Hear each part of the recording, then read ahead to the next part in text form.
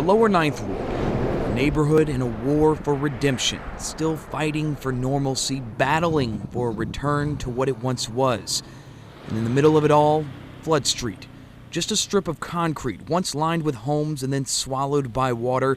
It's where you'll find real promise amid the reminders of despair. On a square of grass, just 2 lots wide. Right now. The juveniles was watching everything. Their eyes was wide open trying to see what our generation was about and things like that. So I felt kind of shame about my generation, the way we came up, wanting to get high and do anything in front of them and stuff like that. So I tried to change it the best way I could.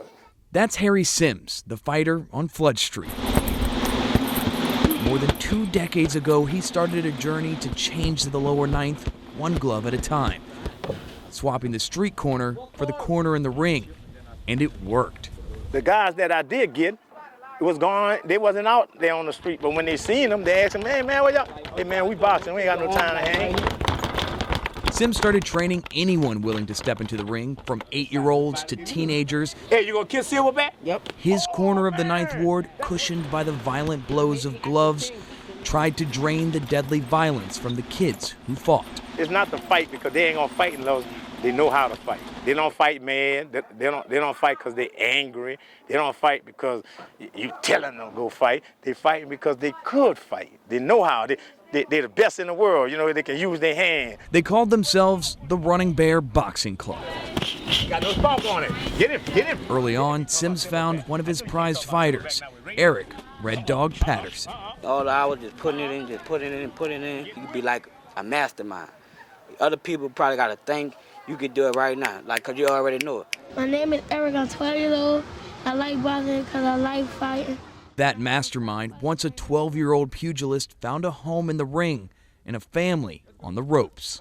I had somebody to look up to and talk to all the time, because my family, like my daddy and my mama, they were probably, in penitentiary or something, so I was raised by my grandma.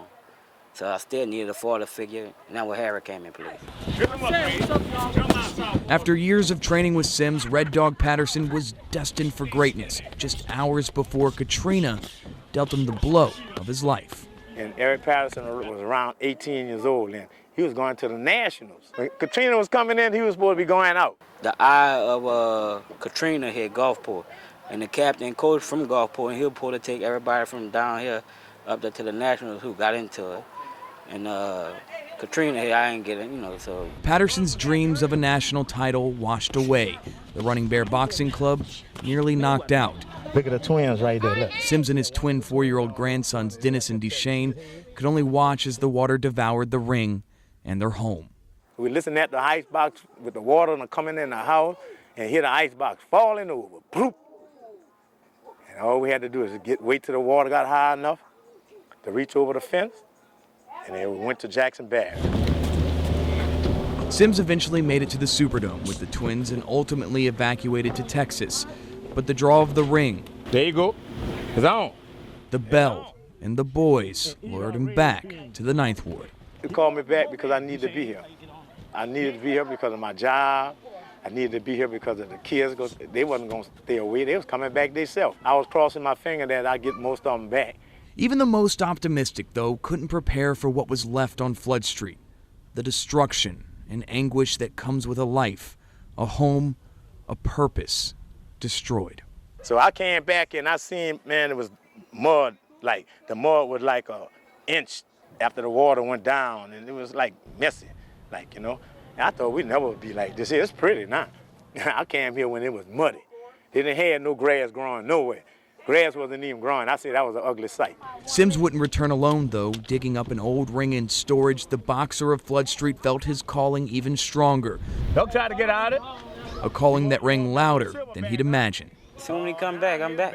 Everybody that got a community needs somebody that, that got something that's going for themselves, that can help out for the kids. And I'm with that, because, it changed my life, and I'm giving back. Now Patterson hits the ring every afternoon as the newest crop of Running Bear boxers train, including Sims' twins. At the age of 14, already seasoned vets in the ring. The twins and nearly a dozen other children make the ring a regular hangout, training, learning, laughing, joking, A safe place, safe from the stigma of crime, ever present outside the ropes. When you come out here, that's all you see. That's the only thing around here besides this. You come in here, you ain't doing none of that. You're doing something positive.